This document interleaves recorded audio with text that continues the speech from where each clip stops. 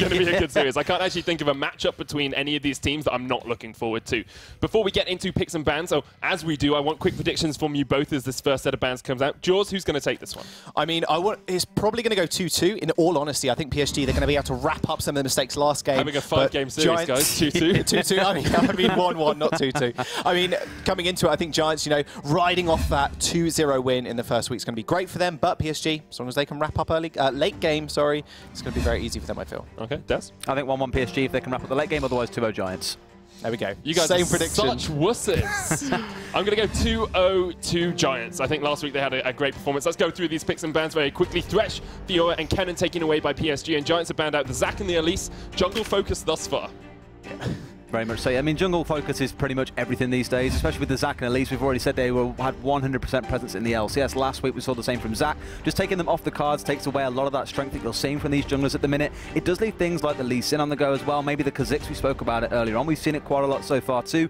The options are there. It's just kind of the trade out, and already as you can see the hover coming through for the Kha'Zix.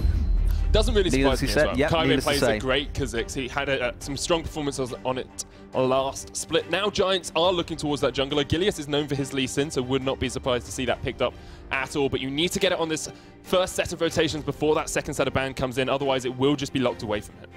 I mean, you could take the jungler here, but more often than not, you're probably going to want to look to take your bottom lane. That's exactly what they are doing. Now, Giants, they've picked Caitlyn and Braum. 2 out of 2 games thus far. Yep. So will they lock in the Braum here? I mean, Jack Troll's seemingly not so much a one-trick, but he is absolutely fantastic on the Braum, just really pressuring out this, pressuring with the Caitlyn, using that very high range, very high suppression lane. There you go, it gets locked in straight away. I want to see them change up, I really do, but I mean, if it works, why fix it? Why change what's working for you at the moment? They've got massive win rates on these two champions, both undefeated. Mini Trupax didn't even die last week, the only player to go unkilled throughout the entire of the first week of Challenger Series. And now PSG have a few decisions to make. Do you go for your AD carry and your support, or do you look up towards that top lane? I think also here they probably want it towards the mid lane at some point as well. Blanc had a very, very good Orianna game here. My concern here is what you might find is that here Giants take away that mid lane pick, ban away the Orianna, ban away another mid lane pick, and suddenly Blanc doesn't get this big carry mid lane that we keep speaking about. He is one of the defining factors of this roster, and if he doesn't get a solid pick, they're going to find themselves in a world of hurt. Well, do you know who also played Orianna? It was Jizuki. 3 roles of Giants have been played 3 times. Orianna last week, 2 games. We had Caitlyn and Braum. Now, picking away from the Orianna is going to be pretty big. We know Blanc is an incredible control mage player, but coming up against the high pressure lane of LeBlanc it's going to be very, very interesting to see how he kind of deals with that. And I can imagine he's going to be able to sustain through it with the Kha'Zix, but you got to think Suzuki, again, very aggressive, taking that teleport as well. It's going to be pretty big. I think there's a few options for Blanc still. The Azir, something he's played out a lot. We are going to see the jungle bans away from Giants, so they're going to be pushed to that second, third tier. However, we've seen that getting pushed to that second, third tier isn't always the worst. You know, a lot of Warwick in LCS at the moment. We saw Hecarim from the Unicorns of Love. There's a lot of different options still for you. Rek'Sai's there, Kindred's there. Some of these picks that have been nerfed or buffed or changed slightly over the last couple of patches. It is the Orianna ban against Blanc. He does still have his Azir if he wants to go towards that sort of more unique pick for him. Yeah, I would really like to see him actually on the Azir. He performs exceptionally well. He performed exceptionally well on Jin Air when Azir was very meta. Victor's obviously another option for him as well, but with the Azir coming up against LeBlanc, it can be very easy for her to pressure, very easy for him, sorry, to pressure her out. We have a Rumble ban coming through for PSG here, so again, it's going to target that top lane. It's going to be pretty big as well, because like you were saying, with the Rumble buffs on 7.12, more high priority in LCS. Yeah, Rumble got a buff where his base Q damage level 1 went up by like 50 base damage, so even if you take away the Doran's shield, you still take a lot of damage here, and also with the Doran's cost increase, it makes the lane for Shen quite rough to deal with, at least early on. You know, Shen generally can trade quite well early on, but in this lane, you just don't want to deal with the Rumble. Just get him off the cards and give that Shen a bit of an easier lane, but it does mean things like Jace are open though, so there are options for them. Yeah, Corki is something we've seen a lot in the LCS as well. Very strong, very safe mid laner. Blanc suits his playstyle incredibly well as well. Not surprised at all to see that picked up here by PSG, and now they're looking towards their support. Taric. And it's going to be Taric. It's going to be a beautiful bottom lane with the Varus Taric combo. Oh yes, it is. And that's a lot of protection as well, you got to think. So how many Siege champions PSG have right now? They've got Corki, they've got Varus, Shen, Kha'Zix, not so hot on the Siege. You got Taric there for the sustain as well. They're going to be playing around this very heavy AD-centric tower sieging composition with Kha'Zix and Shen there to prevent these kind of dives. We do get the last lock-in. It is actually going to be a Gnar going towards the top side of Ruin. So Shen versus Gnar, you've got to think Shen is more often not going to lose that matchup just because Gnar's in at a range advantage. But the thing is, again, I think it relies on a lot of how the junglers are going to play, because there's two very safe lanes on PSG, mid and bottom lane. And again, Giants have proven themselves time and time again on this Caitlyn and Braum. How are they actually going to interact with those lanes? I think a lot of it for Giants is about that team fight control. You just let Mini Trupax do what he does best, and he just sits from afar and rains down damage on the enemy team while they're CC'd up. You also, of course, have the LeBlancs. If you want to burst out one of those two carries, you're looking towards that mid lane on the Corki, you're looking towards the Varus. Remove one of them for the equation, and suddenly half of PSG's damage disappears. You're kind of relying on Kirae to play the same role as the LeBlanc here, potentially with that Kha'Zix, but otherwise, all the damage is going to come from the Corki, who, in this patch, of course, is now predominantly magic damage. You have the Varus with the AD. Get rid of one of them, and you lose one of your main damage sources. That can be critical, I think, for PSG, if they get to late game and lose one of those two in a team fight. There is a lot of protection there. You've got the Cosmic Radiance coming out from the Taric, you've got the Stand United coming out from the Shen, you've got Kha'Zix always there as a threat as well. I think there's enough protection for PSG to keep that backline safe. However, I'm not sure they can deal with the 1-3-1 coming out from Giants. LeBlanc and Gnar, very good split pushers, and both of them took TP. Yeah, up against the Shen as well. I mean, it's going to be very easy for him, even in the split push, right? And then you've got LeBlanc to deal with. Is she going to be able to deal with the Corki 1-on-1 with a Gunblade? Yes, she is. He will have to use his Valkyrie defensively, and that's going to be a massive issue for him. But one thing to kind of keep in mind, and I think, you know, everybody kind of forgets it sometimes when you play against the Corki, is the package. Yeah. And Blanc, you know, can get some spectacular roams off on the bottom lane. Not very mobile bottom lane. You've got the 50 caliber net and the stand behind me from Braum, and you can disengage with the Glacial Fissure, but if the package lands behind them, it's going to be very, very hard for them actually to get on the retreat. So I think it's going to come down to kind of this early mid-game where Corki really starts to pop off, same with the LeBlanc, and we'll see if Gragas kind of wants to prioritize that mid lane, because, again, LeBlanc very hard to gank, same with Corki. My biggest concern with the LeBlanc here is you mentioned the Cosmic Radiance earlier and how that does give you some nice protection. The issue is it takes a lot of time to channel through. What does the LeBlanc do? She bursts you out. If you can get that burst in, that's a perfect scenario for you to go for. So let's see if they manage to make that work for them. Pass over to you guys. Thank you very much, Demi. It is Jaws and I to bring you the action as the pause comes out. Oh my God, can you believe it? I'm still here. A pause straight away. We can look over the first items pickups here, though. Corki's going to go with the Doran Shield. There's a Doran Shield as well towards the top lane. Was, of course, slightly nerfed on patch 7.12 with that 50 extra gold on it, meaning you cannot get 2 health potions alongside that shield, but still does a lot of work. Yeah, a lot of the sustain coming through for Jizuki here in the mid lane as well on the LeBlanc. Going with the Corrupting Pot, we don't usually see that. It's usually something like a Dark Seal, for example, but in this case, it's more about sustain, aware of the damage that can come through from the Corki. Just don't want to deal with the amount of range that you can bring down, especially post level 6 when I have those rockets firing away pretty much all day. Yeah, it's going to be a very interesting game indeed.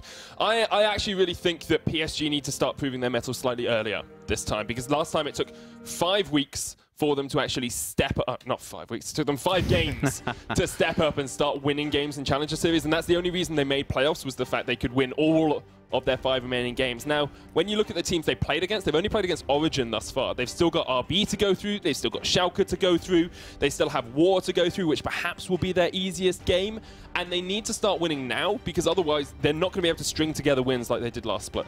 I mean, Origin was kind of the big question mark in week number 1. Can they show up to a lot of these teams, a lot to these players as well? And they've already shown that. And coming up against PSG with that really strong win. In my head, I've got work big motivation. No. Team. Yeah, I just saw that little wry smile creep upon your face. Whenever I think of these things, people just stop talking because they see me smiling. But it's like, he's got one. Yeah, you just have to keep going. You just have to keep going. Yeah, so Origin have already shown that that question mark is shrinking. Yeah, shown some good motivation as a team. And improvement. And they've improved very well. It was going to happen. It was going to happen. Yeah, is that on the bingo card? Probably. Probably a bad pun somewhere on the bingo card. Derry, talk to me a little bit about this Giants lineup, because they came in as an entirely new roster, of course, coming down from the LCS, and actually last week they were one of the strongest teams. Yeah, I mean, admittedly, as strong as it might have looked for them, again, we don't want to kind of hammer down onto Wind and Rain too much, but it was one of the weaker lineups that we saw coming in last week with the subs coming through. It was a very, very consistent game for them. The Gold Grass, if you look at them, they are just pretty much a solid straight line up, and then the end of the game comes through for them. You look at a lot of the other games that went on, for example, for PSG, they're in the lead, and then suddenly, oh no, straight down, and you're into a loss because you've lost that huge lead that you had somehow in the mid-game.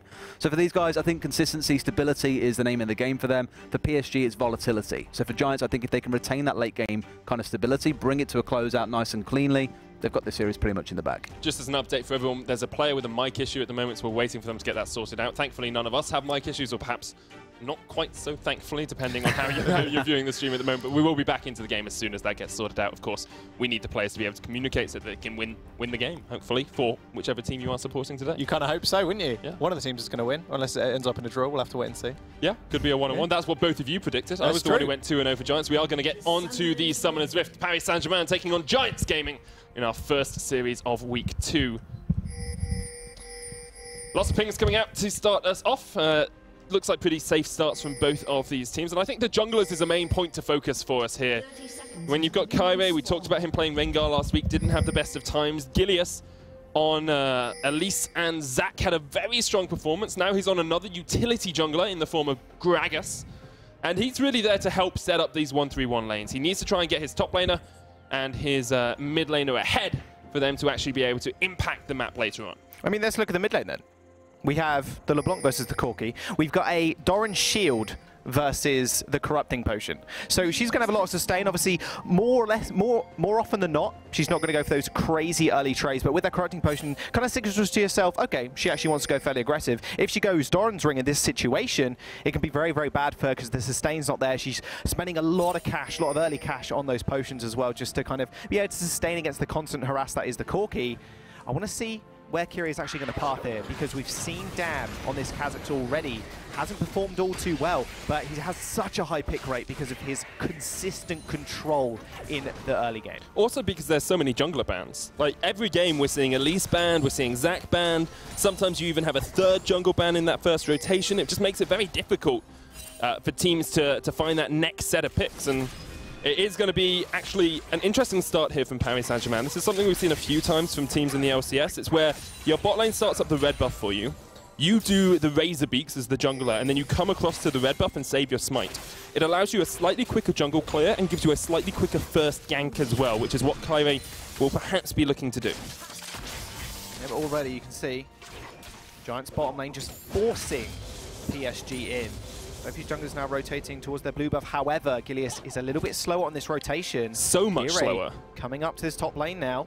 Double buffs in hand as well. This is what we're talking about, the speed of the first gank. The taunt's going to land on towards Ruin, does have the flash, will dump his way away, is going to flash underneath the tower, and they burn that summoner early on. That was really big as well, because PSG didn't commit any flashes there. That's going to be really important. Here, if he flashed there, he was in amongst loads of minions, might have not been able to get that isolation damage off. And as Kha'Zix, that flash can be monumental, especially when you're trying to counter gank someone like a Gragas, whose flash is even more important, right? There's two methods of escape for Kyrie. There's the flash and the leap. If you don't have the leap available to you, you're pretty donezo. You've got a very, very small base HP, so you've got to kind of think about that as well. His itemization is not going to be tanky, especially in the early game. And as well, because White Knight's always going to get pushed in by Ruin early game, it means that Kyrie can look up towards that top lane once again for a gank.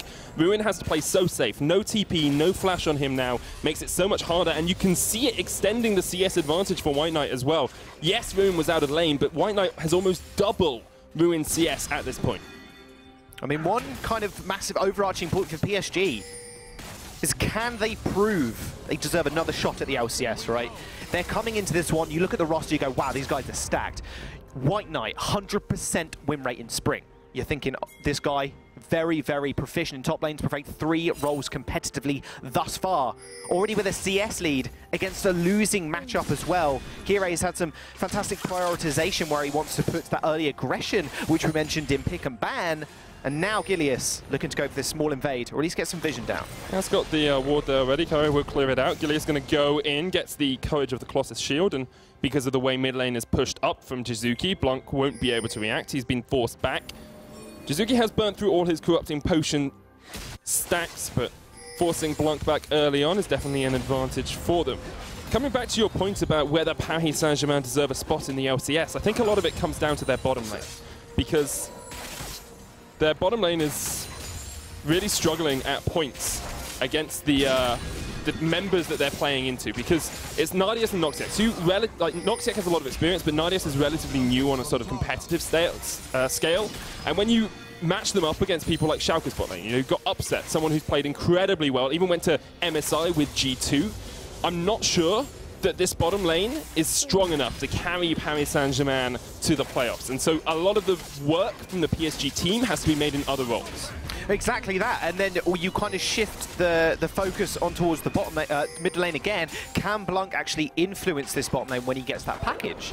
When he hits that level 6 mark as well, it's going to be very easy for him to clear against Jizuki.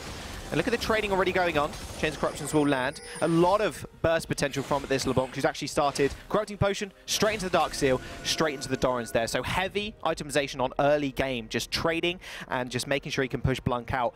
Blanc has got the heal as well. No exhaust from him. So survivability, so-so. If the Blanc goes in for an all-in, it's going to be very easy for her to pop back out, which is why exhaust you don't tend to see, because easily just goes in, exhausts her, she pops back out, she doesn't want to do any more damage because damage is reduced. Heal gives you that small speed up, which can really, really help you in a small trade. Blanc maybe trying to bait Jizuki to jump in here, but that massive minion wave will kind of, you know, dissuade him a little bit. And Gilia spots out Kaiwei in the bush as well, making it a lot harder for them to actually get anything effective in that middle lane. Coming back down to bottom lane, Mini Trupax and Jack Troll have a slight CS advantage as they force Nardius and Noxiac back. So kind of expected Caitlyn, obviously with the range advantage, and with Braum with that shield, it makes it hard for Nardius and Noxiac actually to push into the Giants bot lane. But Mini Trupax in particular has been a standout performer from week 1. He had no deaths, the highest CS per minute of any player in the league, the highest damage per minute of any player in the league at 817, the highest gold per minute of any player in the league, and also had the largest gold lead at 15 minutes, over 1,000 gold ahead on average in last week's performances. Now, can he perform that way once again against such a strong lineup in the form of PSG? We'll have to wait and see. That we will. That we will. In one game, he also had 11 CS a minute. That was his ending statistic. Absolutely incredible. That's exactly what you want from a farming Caitlyn. From a farming bottom lane that does have Jack Troll there for the added pressure of the Braum. I mean, coming up against Noxiac, a guy that's got so much experience. And I'm really excited to find out if this turret does work in the team votes. Because, like Derry mentioned earlier when we were going through Prick and Ban, if Jizuki wants to jump on someone, jump on one of the squishy members from PSG, Nardius or Blanc, or even Kirei, arguably as well, it's going to be very, very hard for them just because Noxiac does have that ultimate. A couple of seconds of invulnerability really can help you out in those clutch moments around a Baron fight or around a Dragon fight. Pretty even start between the both of these teams thus far. We see the Tiamat being bought by White Knight means he will be able to push into that Gnar just ever so slightly. Ruin is going towards Black Cleaver first, as expected. After that first gank, Kaiwei's been relatively quiet, relatively invisible, but so has Gilius. Neither of those junglers really being able to get early ganks off. Both of them now, with that level 6, have the ultimates. Big, impactful plays able to be made by them. Stun on Noxiac. Nardius had to back off as well, so he had 2 of those stacks from the Braum. That Winter's Bite would have been quite punishing if they stayed later in the trade. White Knight did actually rotate down towards the mid lane to ward up like the side lanes. Kaiwei accidentally stole away a couple of the honey fruit. Too greedy. Greedy jungler. It's alright though, he was popping a potion anyway, so he does get back up towards that full, has the heal. I think it's got the Astral Blessing from the Taric. It's been a while since I've had to cast a Taric. Starlight's Touch, that's the one. Astral Infusion is Soraka heal. Yes. That's where I'm getting it from. Astral Infusion. But yes, this is kind of more what we expected between these two teams, just trying to work out exactly where the enemy's weaknesses, you know, poking and prodding across the map. PSG haven't taken the early lead that we've tended to see from them, but perhaps that's a good thing, because every time they've taken that early lead, their late game macro has let them down, maybe because they make some plays that are just slightly too aggressive. They go for the Baron when perhaps they shouldn't. They go for a big outplay when perhaps it's better just to wait it out a little bit. And both teams wait it out a little bit relatively well. Kate scales up, LeBlanc does well when she gets into that split push role. Corki, Varus, all of them pretty strong later on in the game as well. So if you kind of go on off that train of thought and you go into that late game situation where PSG, yes, like you said, haven't had the greatest of shot calls, you could argue that in this current situation with their composition as a whole, you go, okay, Blanc, very good at sieging, like I mentioned before. Nardius as well. Are LeBlanc or the Gnar going to be able to take one of our turrets anytime soon? Are they pressuring so much that we need to dedicate resources to one of the side lanes? No, then we siege mid. Four-man mid, have White Knight in the side lane with that Tiamat, maybe Titanic Hydra later on, just to kind of split push and just make sure Ruin can't get his way, and then just play from there. It's going to be very easy to execute that in the later stages of the game, because it's very, very easy to sit back with Varus, with Corki, poke away, make sure Mini doesn't get a lot of those traps down to try and force them away, which isn't going to be too much of a too much of a big thing for them, just because that piercing arrow and the Corki rockets, they're so long range anyway, the Caitlyn traps aren't going to be anywhere, well, near touchable for them, right? And I think alongside that point as well, how these teams play the next 10, 15 minutes really defines how this game goes. I know it sounds like a little bit of a silly point to make, but it's definitely true, especially for these two compositions, because if either of them gets ahead, it makes it incredibly hard for the other team to deal with them. And I think what you can see is the vision control from PSG is all focused up towards this top side river. They've got a pink ward, they've got a normal ward up near the Rift Herald, and it gives them access towards the Rift Herald and pushing forward if they want. Whereas Giants have gone more down towards the Cloud Drake in the bottom side. So I expect to see Giants making more plays down towards this bottom side as they've got push advantage. And I expect to see PSG making more plays up towards the top side. Now, Giants have actually done a really good job of clearing out the wards up towards this top side. But I would not be surprised at all if PSG do a lot. Now, Noxiac is going to get caught out. The Chain of Corruption comes down. Kaive's on his way. Jack Troll has to flash away. Kaive jumps in, exhausted straight away. But Jack Troll is not long for the Summoner's Rift. Will try and stand beside. There's the stun. Dazzle from Noxiac. I'm choking. Oh no, it's okay. The play was too exciting. PSG take the first blood. It was way too exciting for Medic to actually breathe at this current situation. That's 100% kill participation over 3 games now for Kire in that first blood. Absolutely massive. The flash as well from Noxiac to get the double stun to secure the kill on Jack Trolls. Absolutely incredible. I mean, one thing that we kind of said, and you mentioned a couple of seconds ago before you started dying, was whatever team gets ahead early can be extremely hard to deal with late. Now, it's unfortunate that Noxiac did get that kill, but still the pressure advantage is there. Sorry about that, a little bit of water went the wrong way. Blanc going to get traded on by Jizuki in the mid lane. Jizuki has to jump away, and a relatively even trade between the two of them. Jizuki now has his Hextech Revolver, whereas Blanc went towards Hex Drinker first, delaying that Trinity Force, which does mean his spike will be a little bit later on into the game. I think that's okay. In all honesty, you don't want to get taken out by Jizuki and just give up a free kill in mid. It can lead to so much pressure just because the amount of CC and the amount of wave clear that is available to Giants. I mean, you look at Gragas, if a solo kill does happen in mid lane, instantly Gilius rotates to mid. They get a lot of damage onto that first tier turret in the mid. Here's the replay though. So you can see here, instantly exhausted as they come in. Jack Troll didn't really stand a chance. Noxiac lines up the stun. Bada bing, bada boom. Too easy. Last auto attack does finish him off. Extremely well choreographed gank with Kire coming through from the lane. We haven't seen too many kind of river ganks, in all honesty, throughout Challenger Series because they're so easy to telegraph with the amount of vision control both these teams do have. Giants had much better vision control down towards that bottom river as well. So smart play from Kire to go down through the lane instead of going through river. And now he gets control of the river for himself, which means that they can go for that Cloud Drake if they want. Kha'Zix, of course, has great objective control later on. In the top side of the map, Ruin and White Knight have been relatively quiet. Ruin's actually regained that CS disadvantage and now has a black cleaver. So it's he's the one who's got that pressure. And I'm actually slightly surprised to not see Kaive going up there because I think they could put some pressure down onto Ruin if Kaive and White Knight teamed up and tried to tag team down the Gnar. Okay, so what's really interesting about that is the fact, Ruin, yes, he blew his flash in the early game, right? But with White Knight being able to play a little bit more aggressive, step up for that CS because he knows Ruin doesn't have that flash.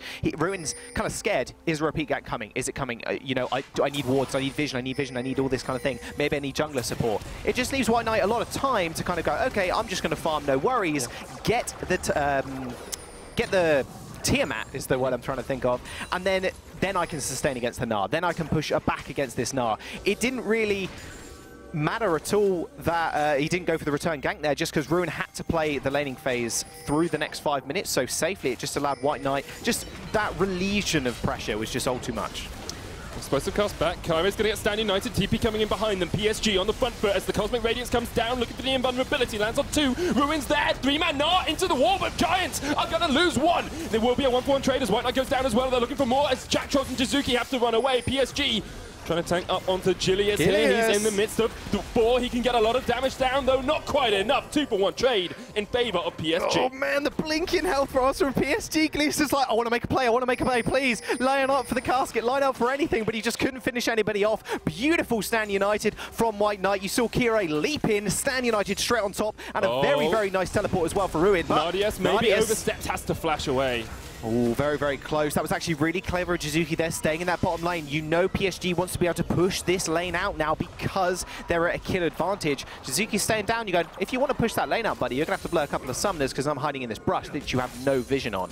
And going back to the team fight a couple of seconds ago, White Knight with the Stand United on the jumping Kazakhs, extra shields, Cosmic Radiance came down as well. You can see here how many members, not one, not two, not three, 4 members. Ruin gets the beautiful Gnar ultimate on 4 people that are invulnerable at that time. Yes, the stun comes through, and then you can see just the poke coming out from Corki. It's just way too much for them to handle. Those piercing arrows hitting 1, 2, 3 members as well, just because they're all lined up. A very easy and quick team fight for PSG to clean up. It went very well for them. Actually, Mini Trubak's going for the Quicksilver Sash first item on this Caitlyn as well. Really reduces the amount of damage he can put down in a prolonged fight like that. Root is going to land on towards Blanc, and Jizuki continually trading, now has the completed Hextech Gunblade. And Blanc still sitting short of that Trinity Force. Went Sorcerer's Sheen, Phage. We'll get the Triforce relatively soon, but it's a 1,000 gold lead for Paris Saint-Germain. 15 minutes in, no towers for them yet. Across the board, it looks pretty even. Maybe the jungle role standing out slightly as Kyrie does have a 600 gold lead. Yep, 3 assists, so that's where that gold is coming from.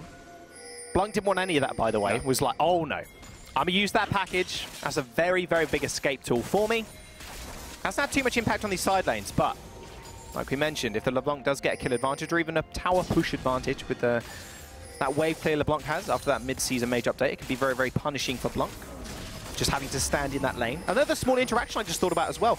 The Gatling gun from the Corki is going to shred everybody's armor. It's going to make it very easy for Kire and Nardius to get a lot of that damage down. So, you know, a couple of members being caught up by that, it's going to be pretty easy for Nardius to get almost true damage on low armor targets. Giants actually have a vision control advantage at the moment, both in top and bottom river. We saw Paris Saint-Germain trying to go for that Rift Herald, but because there was a ward control for Giants, it meant it was a little bit more difficult for them, and Jizuki and Ruin and Gilius all collapsed in! Solo kill! That's a kill in the mid lane, Blanc. Alrighty. Yeah, that was unexpected. That's pretty big. Wow, that was actually really big. So look, Blanc actually had flash up there, Jizuki didn't. Yeah. Clearly used his distortion maybe to try and clear the wave. We'll get a bit of harass off. Blanc very, very low in this current situation. Hex Drinker was popped as well. Like I said, early itemization from that, perfect against the LeBlanc. Just gives you that extra tiny shield and survivability, which is exactly what he needs. Just takes advantage of that. Didn't even need to heal in that current situation as well. Yeah, great play from him, and it means that PSG are definitely on the front foot. They have this gold lead. They've got a 4-kill-to-1 advantage as well. Top lane is definitely going in favor of Giants, though, as Ruin has been left to free farm. They get first tower blood up towards that top side, and that closes the gold gap. That it does. We're looking at 28.3 to 28.3.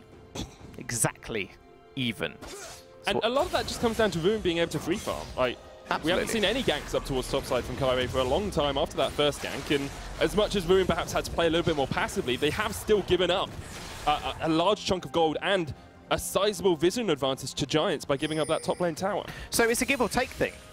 When Ruin does blow the flash, like I said, it's going to leave White Knight in a very good position to farm up and able to get that Tiamat to clear very early, but it also delays his power spike, right? Look at the Black Cleaver timing on Ruin. Got it super early. White Knight was on, I think, full boots and Tiamat.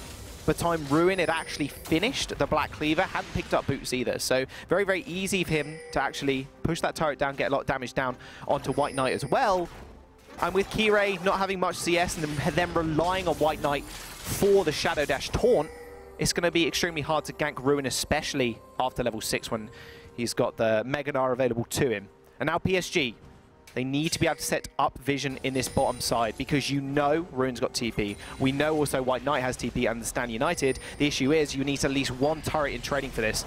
Might be a small fight here. Blanc actually failing the jump. Kyrie's there on Gilius. There's the Stand United. They're looking for the trade. Jack Troll jumps in. Glacial Fisher comes down. Look at Blanc up towards the top side. He's shredded out, but Jack Troll's now in the front line. Ruin joins as well. Exhausted straight away. Tries to jump across the wall. Eventually, PSG take the blue, and everyone escapes with their lives.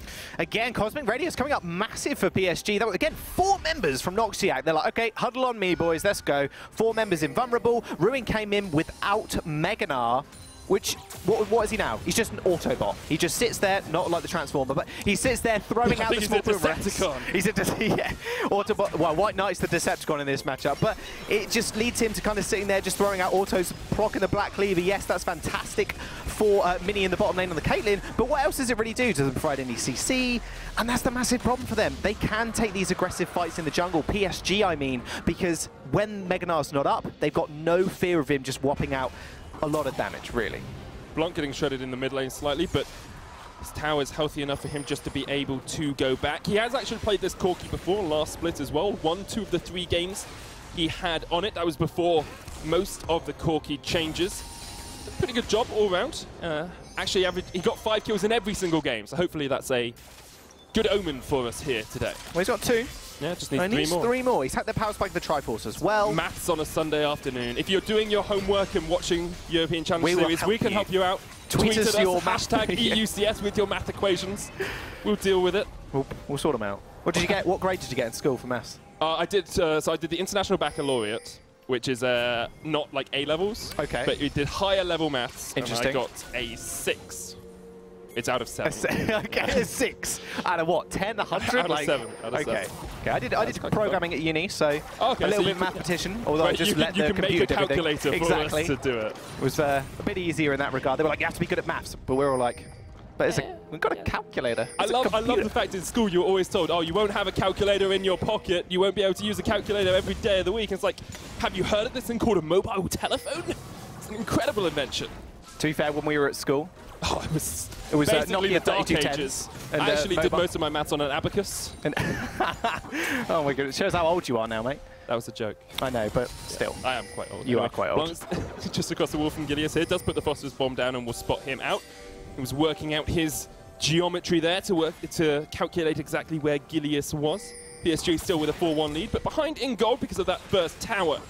Let's have a quick look across the items here. Nardius has gone Blade of the Ruin King and now building up to what appears to be a static shift, could be a rapid-fire cannon. And Mini Trupax has a rapid-fire cannon of his own. Actually, so he built towards an Infinity Edge, then got a QSS, and now has a rapid-fire cannon. So it's just some damage, a little bit of shield, magic resist, and then the rapid-fire cannon there as well. Well, what you tend to see and what you used to see was you build the BF sword, first item, first back, hopefully. Yep. And then you build an attack speed item. Runans. Runans? Used to be Runans. Used to be Runans. Now it doesn't proc on the headshot, unfortunately. That was a little ridiculous, though. You're just sitting there, every 2 auto attacks you get a headshot proc. It's pretty gross. But, you know, itemizing for the QSS is going to be fairly important. Change of corruption there. Obviously, the stunt as well from Noxiac is pretty big. Speaking of Noxiac, going fairly aggressive, but they can do now. Range advantage from Nardius is all too apparent, especially with that Blade of the Ruin King. Very good dueling item. Quick itemization pick up here as well for Gilius. There might be just a fight in the bottom lane. Kire a little bit low, though. He's going to have to leap away. Is going to lead Blanc actually to get headshot a couple of times. So this was a good idea from Paris Saint-Germain because they said we'll bring 4 people down to get this tower in the bottom lane. But Giants were always willing to respond. And we haven't focused on it a lot, but this entire game, Ruin has just split push. He's joined 1 fight, and the rest of the time he's been split pushing, and now he's extended a CS advantage. Blanc. Shizuki gets jumped on, does get the chains out as Blanc went aggressive. Here comes Ruin as well from the side. He will distract Blanc and Kairei for long enough, and Shizuki will escape. Yeah, couldn't make any crazy plays, didn't have flash, had the Gnar ultimate available, but Blanc actually using the heal and the flash to kind of get away. Now Ruin still pressuring Blanc. Oh man, I hate that entrance to the jungle when their top laner can literally sit you there and zone you away from the tier 1. And now Giants make the proactive play. Are going to siege up this now. LeBlanc with the Gunblade is going to be very, very helpful in just auto-attacking that turret down. Much more useful than she used to be when the Gunblade wasn't the itemization. And I'm just going to go back to the point of Gilius, picking up the Echoes here. I don't think that's actually necessarily needed. We do see a lot of Gragas kind of picking that up. He does have very good scaling and very good base stats regardless, so he's still doing a fair bit of damage in the early game, but you have 3 members on your team that are going to be kill machines. You've got Ruin in the top lane, Shizuki on the LeBlanc, and the Caitlyn. You don't necessarily need extra damage from the Gragas, but I can definitely see why he's doing it because, again, the wave clear is a lot better, the camp clear as well. But Cinderhulk is also another option for him. Clearly thinks that, you know, the clear is much more important to me. Yeah, getting that first clear is actually facilitated a huge amount by having the Runic Echoes. It's not the end of the world if you go Cinderhulk, as you say, you can still clear relatively well, but Gilius, known as a jungler that likes to clear out pretty quickly, definitely helped by it. Now, we start to see PSG go on the board with those neutral objectives, get the mid lane tower down. Bot lane is going to fall as well as Nadiax and Noxiac are able to push it in. That's the duo name. That's the duo name. Nadiax. What would we be? Medic and Jaws. Yeah. Jawzik? Jawzik? Jawzik is Meadows? Meadows. They both sound awful. Oh. Moors? It could just be Moors. Oh, Moors would be cool, yeah. Very thematic as well with Mortimer Mortius. Very good. Although I don't play AD carry, so... Yeah, nor do I. No, anyway, support player. Can build it on a lot of people. I want to talk about support builds though, because we're starting to see a new build come out from these tankier supports, which is Ruby Crystal, Ruby Sightstone, usually Mercury Treads or Ninja Tabi, depending on how you want to go, into Knight's Vow, second item, and it looks like that's what both these supports are going for. Jack Troll actually went for the Eye of the Equinox himself, which you can do, not the end of the world. Like it's a choice thing, whereas Noxiac has gone for that Ruby Sightstone, and then we'll be going towards Knight's Vow next. Gives you a lot of support for your AD carry. Keeps them a lot safer, especially when AD carries are one of the primary damage dealers on your team. You want to keep them safe. And Mini Trueback showed us last week just how much damage he can do when he's kept safe on that backline. Primary damage dealers and primary targets as well. It's definitely on the side of PSG. You're going to want to eliminate Nardius first. You want to eliminate Blanc, who probably won't receive the Knight's Vow. But Nardius, I mean, yes, he's going to. And eliminating him is going to be very, very important for them. Oh, PSG maybe looking for something in the mid lane. Did take tier 1 and tier 1 in the bottom lane pretty much for free. There was no answer from Gilius there. A little bit of a late rotation, was actually farming his Raptors rather than actually helping the mid lane and bottom lane. And I'm actually surprised Ruin didn't go for this teleport here, because at this stage in the game, you really need wards in the bottom side brushes on the enemy side brush, right? So then you can get your top laner to teleport down behind them. Nah, very good at that. White Knight on the Shen is going to be very good at that as well. Getting those flanks off, the CC is absolutely massive from both of those champions. And neither of these teams have really prioritized it, and that kind of led to not being contested in that bottom tier 1 tower being taken. Giants currently have vision control of the river, but you can see this is something you see so commonly, is the jungle and support moving up together to try and get vision advantage. Noxiac and Kyrie here, just trying to get wards up into the start of the Giants' jungle. Don't need to be any further. Blanc has been caught out. The flash in from Moon with the Gnar. This is going to be a dead Corki as Blanc will fall, and it means this Infernal Drake will probably go over towards Giants unless Kyrie is feeling in the mood for a steal. I spoke about Blanc having all the mobility in the world, didn't have flash up, they knew the timing, 5 minutes roughly, just took advantage of that. The Valkyrie, I'm not entirely sure if he tried to go over the red wall, but just didn't happen whatsoever. Now Kirei's getting just zoned off here by Jizuki. Very, very easy Infernal Drake for the side of Giants. Look at the gold lead though. There isn't any. There's like 400 gold. It's not massive whatsoever. And again, you kind of look at the across the board and you go, okay, who's that gold on? Ruin. Almost 2,000 gold ahead on this Gnar just through CS alone, and that extra kill added onto it as well. This Gnar is working out spectacularly for Giants right now, just because Ruin is so free in this top side to do pretty much whatever he wants. Picked up the Frozen Mallet. Shen doesn't have just a word in edgeways. And the thing is as well there, because of how much Ruin had pushed up that lane, White Knight was dealing with the lane pushing in. Ruin just walked down to the fight. He didn't teleport in, he didn't have to burn anything. Well, he burnt his flash for the kill, but didn't have to burn much, and it made it so easy for Giants to be able to set up around the Inferno. And as much as they haven't got a huge lead, they are just obviously having a little bit of a pause in this game at the moment as the... there we are, we're straight back on into it. Sorry about that, guys. Just a little bit of a mistake, because we are going to look for a little bit more damage. Kyrie going in with the Stand United. There's the Chain of Corruption. Here comes Blanc as well. They're knocked back with the package. They're looking for the damage on the front line, but Jack Trolls is just too darn tanky for them at the moment. And Jizuki and Ruin did not need to react as Paris Saint-Germain tried to dive bomb into the back of the team. Dive bomb. You see Blanc coming forward with the package there. They knew they needed to make something happen, but it just didn't work. The Cosmic Radiance came down from Noxiac as well, hit 2 members, fantastic. They were in the backline, they weren't doing all too much, and now Jizuki Kyrie's around the corner, tries to distort away, Hextech Gunblade for the slow. And I actually want to bring attention to how important it is that Blanc is making plays now. Where's the magic resist on the Giants lineup? Mercury Treads in the top lane, a QSS, that's it. I mean, there's a tiny bit coming from Gilius now as he looks to build up towards a Locket, but he is the one who should be putting damage down, and he really needs to be stepping up to the plate at the moment. Working toward that second attack speed item as well. Rapid fire cannon probably second. That's what we tend to see. Most likely. There's a lot of heavy upfront burst, especially with his auto attacks. They can they do a majority of magic damage now. 80%. Rather than the 50-50 that was in 7.11. And it means you can get 4th item Void Staff as well, and just helps you totally shred through your opposition. It's a very interesting build just to look at, because it's like, what on earth is this guy doing? Exactly. But, if you didn't see the champion, you'd be like, Crazy ball, static shield, what is this? shoes, what are you doing? What is champion is this? But okay, so let's look towards the late game, like we mentioned in the early. PSG, fantastic siege.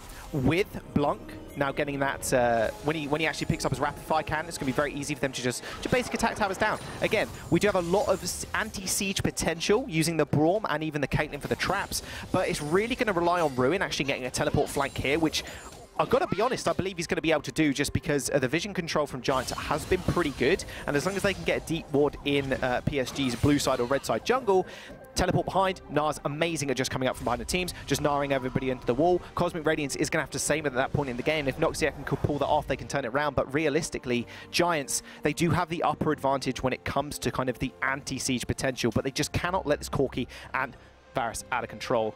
With those big cooldowns up yet again, PSG looking for maybe another play. They're pinging out Baron here as well. I've got a lot of vision advantage around it. They've hit 3 items on their AD carry, almost 3 as well on towards Blanc. Looks like White Knight is going towards the, I was going to say the Stone Plate build, but he's actually gone Dead Man's Plate there, so he's just going for a bit more tankiness. Maybe go up towards Gargoyle Stone Plate later on, although he could get a Spirit Visage next up as well. A lot of different options for top laners at the moment. It's going to get the taunt off onto Rune, but this would just be a little bit of harass. Rune's got red buff as well. It's extremely punishing for White Knight. You see those boomerangs just flipping out, and he's getting a lot of just basic attacks down to that turret. With that Frozen Mallet, it's very, very hard for White Knight to follow up on any of that. Chains of Corruption, just going a little bit wide. Nadius tried to make a pick off here, but I did mention earlier as well during the draft that Giants don't have a crazy amount of mobility in the bottom lane. They've got 50 caliber net to just pop backwards. They've got drag troll for the disengage, but if someone's caught with that Chains of Corruptions, hence the itemization from Mini building the QSS fairly early, it's going to be extremely punishing if Giants do get caught out in any one situation, because Noxiac, you know, that flash stun can really just come out of nowhere if he charges up out of Fog of War or just even a little bit away. Just sometimes forced a flash even though the enemy didn't. So Giants are just clearing out some vision control that Paris Saint-Germain had around that Baron pit. Speaking of Baron though, Paris Saint-Germain have had a tepid history with the buff. They struggle around it. Sometimes they are known to make mistakes when they go for that Baron later on. This game is very much coming down to late game macro decision making, and I think this is where we need to see Paris Saint-Germain start to step up. Their late game decision making has been weak. They released a video this week, I think it was called Upset, where Yellow Star talked a lot about the fact they want to get to LCS. That's their year-long plan, and to get there, you have to be able to play all portions of the game well. Their early game, still pretty strong. They remind me a lot of NIP at the moment. Strong early game, could play the lanes pretty well, make a few good plays, but when it gets to these big team fights, these decision makings around a 1-3-1 composition, they just struggle a lot. Oh man, that damage from Blanc is really starting to hit home. But that struggling in the late game has just been their crux, really. Their inability to kind of close out the late. And with a lot of these teams, and something we mentioned a couple of times last week, a lot of these teams not being able to deal with split push very well. You can see it just here. Why not missing the Shadow Dash, ruining White Knight, really, in terms of the trading, but not too much damage down to that turret. And White Knight always has that team fighting potential, right? He has got the Stand United, and that Baron is available. No team really prioritizing in terms of just trying to find a pick-off just yet. Blanc has got the package available. That will run out very, very soon. But the amount of mobility from Giants, especially from the LeBlanc, Ruin, Gilius alike, is going to be very, very hard to lock them down. And on the other side of that coin, Giants are playing the split push relatively well. Jizuki's in a good enough position with the Void Staff, Merlonomicon, and the Hextech Gunblade to actually go for that 1-3-1 with Ruin. Ruin is slowly eking damage out of these towers, although not getting a lot because of the Spirit's Refuge from White Knight, which makes it very difficult for the Gnar, but he's still got a big CS lead, almost 50 up at this point. Even in AD carry, they're ahead. Even in mid lane, they're ahead by a little bit, and that's what leads to this 2,000 gold advantage for them at the moment. They've got one extra tower, they've got a couple of extra CS across the board. Even though they're 2 kills down, they're still in a strong position. Look at his CS numbers, 401 CS at 33 minutes. That's pretty impressive. That's pretty impressive. Keeping up with that 10 and over 10 CS a minute. The thing about that as well is, usually you'd expect to see numbers like that and have a detriment to the rest of your team. That hasn't happened at all here. This shows how well Giants are actually playing all 3 lanes. Something we tend to see from Challenger Series teams, is they can play 1 or 2 lanes really well, but the experience and the gold from another lane just gets left to the wayside. Giants actually are playing across the map incredibly well, which is something we wouldn't have expected. Now, Kyrie is going to get caught out here by Gilius, and Jacktroll has to flash away. Jizuki looking for the trade. Concussive Blows was down, but not quite able to get the stun. And Paris Saint-Germain will be able to back away for the time being, but Kyrie did have to burn his flash. Look at Jizuki trying to defend against Blanc. It's just not going to happen. Blanc's got too many items under his belt at this point. Can kind of shrug off a lot of the damage from the LeBlanc and just kind of take the tower without really meaning so, or like just basic attacks are doing enough. You can see in the top lane now, Tier 2 is going to get taken. Blanc very, very low though. Gilius does have the casket, does have the flash. Here comes Stan United. Looking for the disengage. White Knight's there. Jizuki jumps in, doesn't land the ethereal chains, and White Knight will take a shatter orb to the face. Jacktroll's is there. The TP's going to come in from Ruin. Now Jacktroll's off towards the bottom side. PSG should be able to retreat, and this TP means they have to go for Baron. If they don't go for Baron now, they lose out so much on this trade. Giants are going to call for it straight away. Kyrie is down towards the bottom side. Good, they're starting it right now. Like you said, they need to go for it. That would have been a completely wasted teleport from Ruin if he didn't actually start that one up. It's just wasted. Yeah, completely gone. So White Knight's still with that teleport advantage. And like I said earlier, it's very, very important now to get the flank wards off for Ruin. Yes, he's got the hop to kind of get into battle, but you want to go for the all-in engage with the hop. You don't want to, you know, hop towards them to try and get the stun off, because then you have to blow your flash, which you might need later on. The flank ward right there was a bit late. He teleported as soon as Blanc kind of passed that point in the river. And with Blanc being able to heal up as well, just being a Corki, it's going to be extremely hard for them to actually neutralize these global objectives now, just because of the amount of poke Corki and the Varus do have. Ruin now going back to the bottom lane, kind of solemn. He's going to find White Knight, but White Knight, yeah, he's very, very tanky, very, very safe in this matchup now. It's the issue for Giants as well. They've got 1 TP on Jizuki, so he can go for that split into White Knight if they want, because he can answer White Knight's teleport. But if it's Ruin that they leave down in this bottom side, it allows Paris Saint-Germain so much more freedom to play up towards the top side of the map, because they know they have the teleport advantage. We see Giants trying to get vision around the Baron. They were the ones to make the macro mistake. They were the ones to make the late game mistake. The question now becomes, how well can Paris Saint-Germain play around it? Because thus far, they're actually taking a lead in towers, even though Ruin has been continually split pushing. They've taken that gold lead down to only about 500 between the two teams. And that, yes, they're 1 dragon behind, and they are an Infernal Drake behind, but this is looking a lot stronger from Paris Saint-Germain. You aren't wrong. This is the thing that, yeah, no worries. Not a problem. But now, Giants taking more of an offensive role here. Ruben doesn't have teleport, but it's not going to matter, it seems. White Knight does, but again, look at the vision control. Extremely good from PSG, just could not make that teleport flank work. You do have Ruin there, obviously in Mega Gnar form was unable, well, White Knight was unable because Ruin could just easily shove him under the turret. That's teleport cancelled, and that Shed not getting into the fight. Now, like I mentioned earlier, Mini extremely fed on this Caitlyn now. 449 CS at 37 minutes. Looks like they want to roam down to the bottom lane. White Knight in a lot of trouble. They caught up with the chains. Ruin continuing to trade in. Blanc there onto Ruin. He's not anywhere near the Mega Gnar. Jizuki comes in though with the Shadow Orb. Look at the damage coming out from the Hyper. Ruin going towards Mega, gets torn up, will eventually die 1 for 1. Jizuki now tanking up the tower as we see the rest of the team come in. Nadia's there. Jacktroll has to flash away. Kyrie is on the flank here. He might look for Jizuki off towards the backside. He's going to do it. He's going to jump in. Gets the kill. Kyrie with the swipes. Now Giants are stuck between a rock and a hard place. Stan United coming in. Mini Trupax, he's the one who has to carry this. Cosmic Radiance comes down, lands onto all 4 members of PSG. Jacktroll and Mini trying to get away. Mini has the flash, has the 90 caliber net as well, and Jacktroll will stand beside his AD carry to survive for the time being. Oh, they were limping at the end of that team fight. They were limping towards the rest of Giants, but the slows are coming out from Jacktrolls. You obviously had Mini there as well, and all the barrels in the world, all the wine jugs in the world for Gilius just to kind of slow them up. No real follow-up after that initial engage from the Shen, from the Kazakhs. Very nice Stan United though. If they found a couple more members, or if they found a Taunt or at least Mini, it would have been very easy. But you know, that QSS that he bought very, very early on in the game is just working wonders for him right now. PSG, now they're setting up the Baron. They know Ruin doesn't have teleport. Kyrie's all the way down towards the bottom side, and as much as PSG won that fight, what did they get out of it?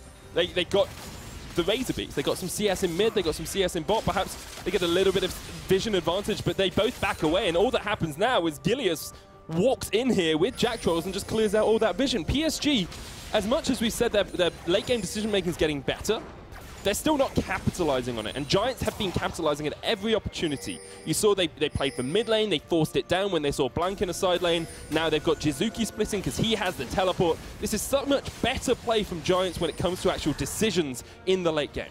So capitalization of actual vision control there is an extremely important point you touched on. Getting vision down is one thing, actually maintaining it is another. You see some of the best teams in the world, SKT, you know, Samsung, everybody, they are able to maintain this vision. PSG now starting up this Baron are going to back off here. Look at the vision control. Why not look for the taunt? Kaive's there as well. Gilius with the knockback. There's the cask as well. Knocks them all up. Why not in the front line? Here comes Rune from the backside. Jizuki's going to teleport in as well. The Cosmic Radiance comes down and knocks them to the side. Nadias will fall. 2 members of PSG are dead and they're looking for more. Giants onto Noxiac. Mini Trupax with the ace in the hole goes straight to the face of Kaive. Noxiac's going to get knocked back into the team as well. It's a triple for Mini and Giants are on a rampage. Oh, the Zhonya's as well for Jizuki. Almost went down, but he pops out of there. Too easy. Mini just kind of shrugging that one off. Has not died yet either. 3-0-2 on this Caitlyn, and you can see now the late game power of this Caitlyn as long as they have Ruin in the front line, and that's exactly what they did. Jumps in, 2-man Gnar ultimate, Cosmic Radius, that didn't matter whatsoever because, you know, we've got a Caitlyn to do the damage there, and they just outlasted it, which was the most important thing. Inhibitor's going to go down, they're going to look actually to put on these Nexus turrets, but 20 seconds, 16 seconds, Teleport there's not long left. Caitlyn just needs to hit those shots on towards the tower. There's the first Nexus tower falling. Blanc trying to defend with all he can. He gets one, he gets Jack Trolls. Giants going to jump in. Jizuki, Ruin, for the finish. And the rest of the squad will get the Nexus. This will be Giants taking the first game in this series 1-0 over PSG. Well, all it took was that small team fight around the Baron. And Giants just cleaning that one up very readily.